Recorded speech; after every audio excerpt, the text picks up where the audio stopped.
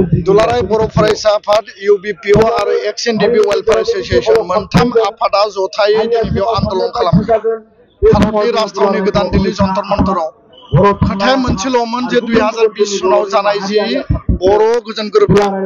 बिनि मोनफ्रोमबो दफाखौ आखरे आखरे मावफुंनाय आरो दिनै दुलाराय बर' फरायसा आफादा 5 बोसोर जों नेबाय भारत सरकारा बुंदोंमोन जे टाइम बाउन्ड स्पिड इमप्लिमेन्टेसन जागोन दारि कमा इमप्लिमेन्टेसन जागोन आरो दिनै जोङो गोबां दुखु आरो आबेगनि गेजेरजों मैया जोङो कन्स्टिटिउसन क्लाबाव सेमिनार खालामबाय आरो दिनै जन्तर मन्तराव जोङो धरनानि हाबाफारियाव जिरायदों खोथाया मोनसेल' जे 125 एमेन्डमेन्टनि गेजेरजों आर्टिकल 280 खौ एमेन्डमेन्ट खालामनानै BTC BTR आरो आसाम मेघालय मिजोराम त्रिपुरा 10टा माने जि शिक्षित दं मोनब्रै स्टेटआव बेनो मोर फाइनान्शियल अटोनमी होनांगौ एडमिनिस्ट्रेटिव पावर बारायनांगौ आरो जायनि गेजेरजों भारत सरकारनिफ्राय डाइरेक्ट फाइनेन्स थांगोन आरो बे डाइरेक्ट फाइनेन्सनि गेजेरजों जाहाथे आसामनि फाइनेन्स आरो सेन्ट्रेलनि फाइनेन्स जोंनि काउन्सिला मजबुतै जाहाथे सोलिनो हायो आरो बिनि गेजेरजों जोंनि 60टा समष्टि बारायनायनि खोथा सीमा बारायनायनि खोथा बेयाव पावर बांनायनि खोथा गासै खोथाफोरा बेयाव लिरनाय दङ आरो बेखायनो विंटार सेशन अफ पार्लियामेन्ट फैगासिनो दङ बे विंटार सेशन अफ पार्लियामेन्टआव आर्टिकल 280 आरो 125 एमेन्डमेन्टखौ पास खालामनानै जि संविधानिक मर्यादा जि संविधानिक जि अधिकारनि खोथा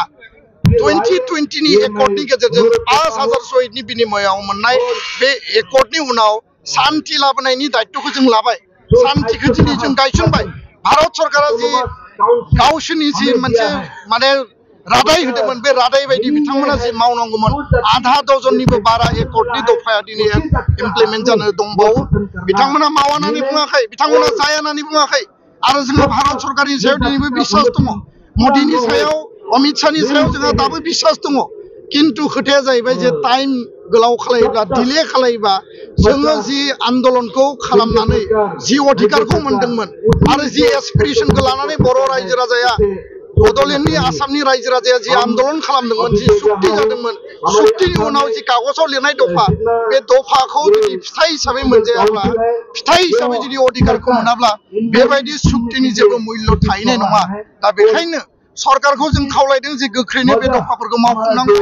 आरो जोङो स्पष्टयै बुंदों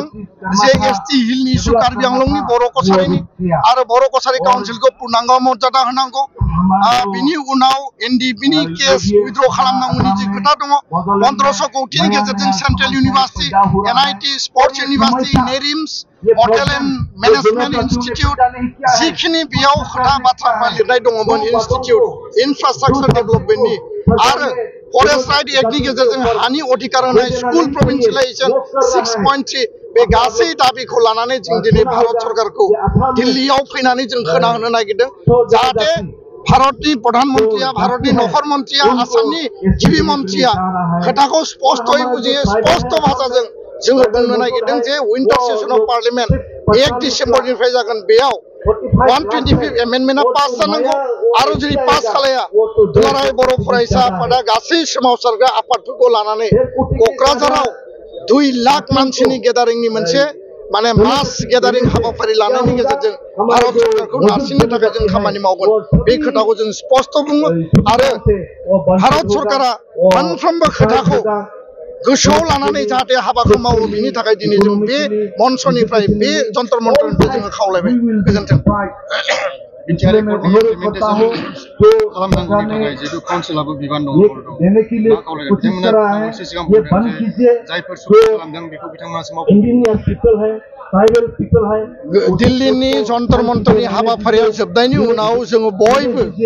मोजाङै मोजां जोंनि जिल्ला मिरु दखरा आरो जोंनि सोमावसारग्रा बिथांमोना आसामाव बड'लेण्डआव जों थांफिनगोन थांनायनि उनाव दुलाराय बर' फरायसा आफादा आथिखालनि BTC काउन्सिलनि मुरब्बी हाग्रामा महिलारि बिथांखौ जिहेतु बिथाङा सरकारनि मुरब्बी आरो 2003 सनाव BLT आसाम सरकार भारत सरकारनि जि सुक्ति जादोंमोन जि शिक्षितल मोनदोंमोन बे शिक्षितलनि बिथाखौ मजबुत खालामनाय माने मोर strength and more power more autonomy आरो डाइरेक्ट फाइनेन्सनि भित्तिखौनो लानानै 2020 नि एकर्ड आरो बे एकर्डआव जि खोथा बाथ्रा लिरनाय दङ बेयो जानाय लोगो लोगो आथिखालाव काउन्सिला जि माने सरकार सालायबाय थादों बिथांमोना डाइरेक्ट भारत सरकारनिफ्राय पुंजी मोनगोन फाइनेन्स मोनगोन आसाम सरकारनिफ्रायथ' मोनखागोन दा बेखायनो बिथांमोनाबो दायित्व दङ आरो हाग्रामा महिलारि बिथाङा 2020 सनाव बिथाङा सुक्तिनि सासे साखि सागानगिरिमोन उइटनेस सिगनेटरि आरो बेखायनो दुलाराय बर' फरायसा आफादा दिल्लीनिफ्राय थांनायनि उनावनो हाग्रामा महिलारि बिथांजों सावरायनायनि थाखाय जों हाबाफारि लागोन आरो बिथांखौ लोगो हमनानै